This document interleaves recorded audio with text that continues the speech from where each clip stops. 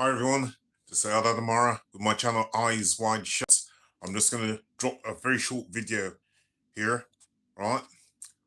There's a place called Bristol City in the UK, which is about 100 miles outside of London, right? And it seems that they're trying to enforce smart cities there. This is 15-minute cities. Now this is coming under so many different guises and so many different names. You have something called livable neighborhoods. You have 15-minute cities. You have something else called smart cities. And they all seem to be different guises of the same sorts of thing. They're trying to get cars off the road. They're trying to get cycles off the road. They're trying to get basically a lot of transportation off the road. They're saying there's too much congestion. And this is leading to problems in terms of globalization, that the planet is heating up and all these carbon emissions that's been set off. We need to find a way to tackle this. So they're talking about 15-minute cities. Now this, I believe, is an invention of WEF, that's the World Economic Forum. But not only them, but the UN also. I'm going to read this article and you tell me what you think. Let me read this article. This article is entitled Huge Success Claims for Bristol Pedestrianisation Scheme Some Residents Aren't Happy With. Opinion by Claire Elliott and Bristol Live Readers. Okay. A disabled resident has slammed Bristol City Council pedestrianisation project on a street leading to Gloucester Road, which is in Bristol, in the UK. Elizabeth Igu, who resides on North Road in St Andrews, criticised the council for not considering the impact on parking, local businesses and traffic, labelling the scheme an unnecessary waste of money. Speaking to Bristol Live, she said it feels as if Bristol City Council is trying to make life as difficult as possible for motorists and has totally overlooked those of us in communities who are disabled and need to use cars. Has she got a point there? Is this sort of restriction on parking and all that, is that going to have an effect on disabled people who might have to get out of their cars and walk certain distances? Okay, if they depend on their cars and they can't use their cars for whatever reason, then isn't that then kind of an issue for disabled people? She added, until there is improved transport in Bristol, people will continue to use cars, but Bristol City seems to be in denial and instead makes it more and more difficult to get around the city. In a bid to alleviate parking issues, St Andrews has been embarked as one of the potential sites for new residents permit parking. Okay, so you got to pay a certain amount a year, right, for a permit for parking outside of your own home. Okay, this is supposed to help, I suppose, reduce the amount of traffic and congestion. Now, commenter Raw Blue Mercy 1 asked, was any attempt made to interview supporters of the scheme? Some people just can't accept change, especially where their precious motor vehicles are concerned. This scheme will make areas safer for pedestrians and more pleasant place to live. Isa Good agrees. It is slowly dawning on motor on the motive fraternity that the world does not owe them free storage space for their four-wheel possessions. Some still have a perceived sense of entitlement. However, Cornish King 2003 retorts, remind me why car owners pay car tax. It's to use the roads. When cyclists start paying for the same privilege, then you can start demanding who is allowed to use them. Cyclists want full use of roads, ignoring traffic lights, etc., but contribute nothing. Check One adds, there are only 3 to 4 parking spaces. There are only 3 to 4 parking spaces. There are anyway, so really the end of the world. That doesn't make sense. There were only 3 to 4 parking spaces. There anyway, so not really the end of the world. Not really good English. Right. Kayla points out that car tax you pay is VED, Vehicle Excess Duty, and is an emission-based one. It doesn't pay for roads. It falls way short. So they're paid our general taxation budget. So they're paid out of general taxation budget. BTW road tax no longer exists, but is still perpetuated as a myth. Does road tax actually pay for roads? It does not specifically pay for everything to do with roads. As cars, the funds are added to the central funds of exchequer. The funds are added to the central funds of the exchequer, the total budget the government spends every year. Education, health, police, local council budgets, anything you can think of. So only a tiny part of it might, but not enough for motorists to claim sovereignty over the road. More probably goes on education and welfare. Right, Royal Blue Mercy 1 agrees. In actual fact, motorists are heavily subsidized by society since the real costs of driving are externalized.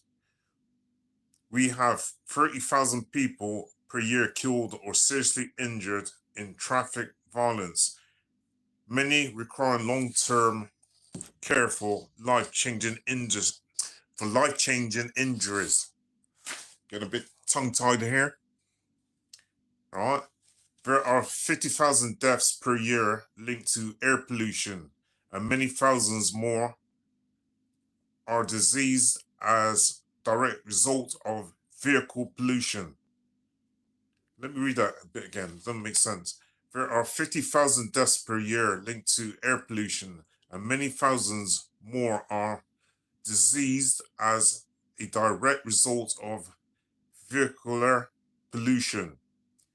There is an obesity epidemic partly due to people living sedentary. That means not getting around, just sitting still. Car-dependent lifestyles, okay? So people are sitting around sedentary, yeah? And they're so dependent on their cars, yeah? It's the kind of lifestyle that they're living. They don't want to walk. They don't want to move around, okay? They want a car for just about everything. I see some people, in actual fact, to be honest, they'll drive their car literally about 200 yards just to go to the shop to go and buy fish and chips, or to go and buy a newspaper or some drink or something. When, in actual fact, it wouldn't have taken them that long to just go and, walk. Why do they need their car to just go 100 or 200 yards? Yeah? But I can understand if somebody is disabled, that's a bit different because obviously they probably can't walk very far, yeah? So would need their cars in order to go to the shop. And the shops might only even be 50 yards away, but if the disabled are struggling to walk, that's going to be an issue. There is an obesity epidemic, partly due to people living sedentary, car-dependent lifestyles. Then there is the cost of maintaining the roads and all the car-related infrastructure, which is hugely expensive and increasing substantially as vehicles get larger and heavier. This is in effect a direct transfer of wealth from those who don't drive to those who do. Right, rock all over the world thinks there are some car lovers who just don't get it.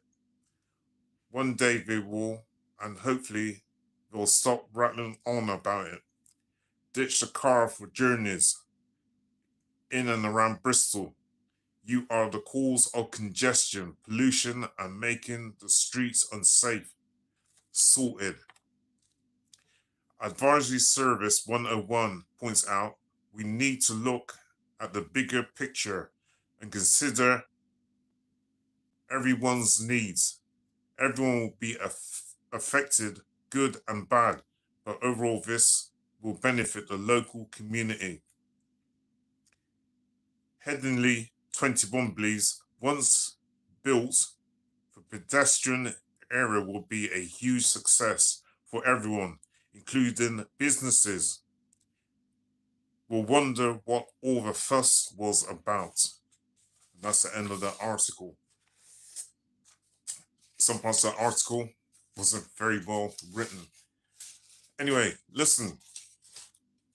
People seem to have good points and some have negative points in terms of having car restrictions, yeah? Trying to get these cars off the road. I can kind of see both sides of the argument, but I think there's a much bigger picture.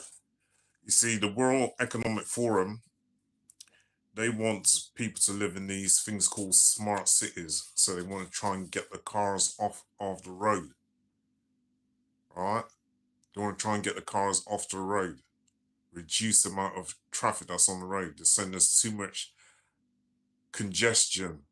And plus the carbon emissions of these vehicles are causing problems with the environment. It's warming up the planet. It's creating issues such as people having asthma, yeah, and other breathing difficulties. So the cars, they need to come off the road. But alternative to this, some people are saying no. Right? What we're really trying to do is to try and keep people contained within these 15-minute cities, and that's just restricting our freedom. That's just restricting our freedom. Now, I've written down some positive points and some negative points of reducing the amount of vehicles on the road. Right, the advantages are it will reduce congestion, okay? There'll be less congestion in the air, yeah? Sorry, it will be less traffic on the roads, so there'll be less congestion, okay? Number two, you'll have cleaner air as a result of having less cars on the road. This is what some people are also saying. It will help to reduce congestion, and also we'll have cleaner air because there won't be so many vehicles on the road causing emissions. Number three, it will make people more sociable, make the environment that we're living in a bit more sociable because people will be walking rather than getting on buses or cars. okay, using their cars, should I say. All right. So whilst they're walking around, it'll make the atmosphere a little bit more friendly, make people want to talk to each other, yeah, and parents outside of schools and people outside of shops and stuff like that, yeah. You'll make more of a community atmosphere. This is what some people are saying. Also, it will stop things such as people being knocked over, so the environment will be safer. There won't be so much road traffic accidents. Children will feel safer walking around. Cyclists will feel much safer because there will be less traffic on the road. All right? So this is what some people are saying. So that's the advantages. And the disadvantages are people have to pay tax for their vehicles in order to have them on the road. Now, when I was reading that article just now, it's talking about how some people were complaining, well, we have to pay tax, but people who cycle don't have to pay taxes to use the road. So until those people who cycle start paying taxation to use the roads, they don't have a right to talk about that. They don't have a right to talk about this because they're getting road access for free. They don't have to pay for any taxes. All right. Also, another thing is people are saying the congestion has just been moved from one place to somewhere else. You've got certain roads that have been cut off. You've got planters being put in certain roads to stop traffic from going down these certain roads. So people look for shortcuts to get to where they need to get to. And so it means that some of these cars are going into other people's neighborhoods and causing congestion there. So the problem isn't really being solved. The problem isn't really being solved. Some also say that this is just a ploy to have these 15-minute cities put up all around the UK. They've been put up in other countries as well, such as the United States. They've been trying out these smart cities there and in other European countries.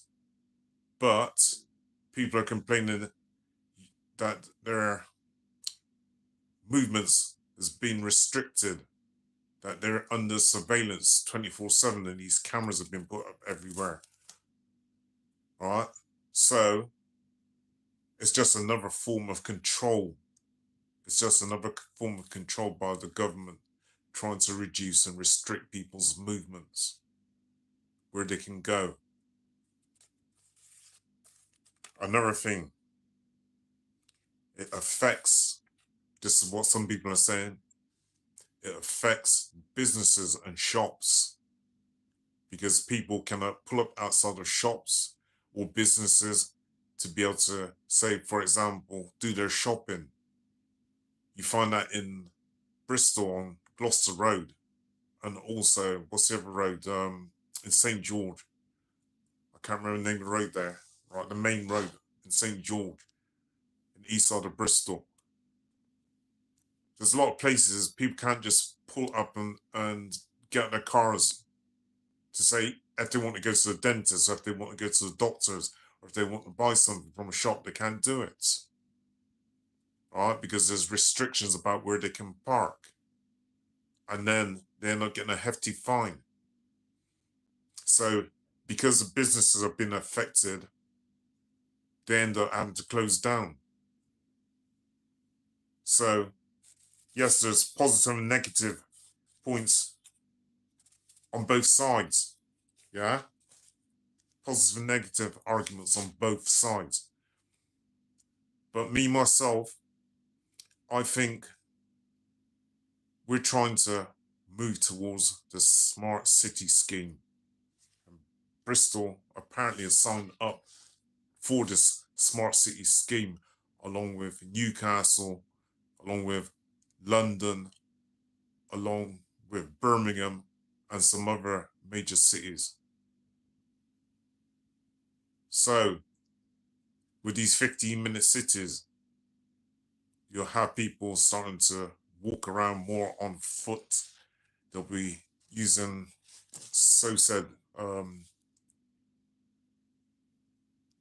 they'll be using buses as opposed to using their own public transport.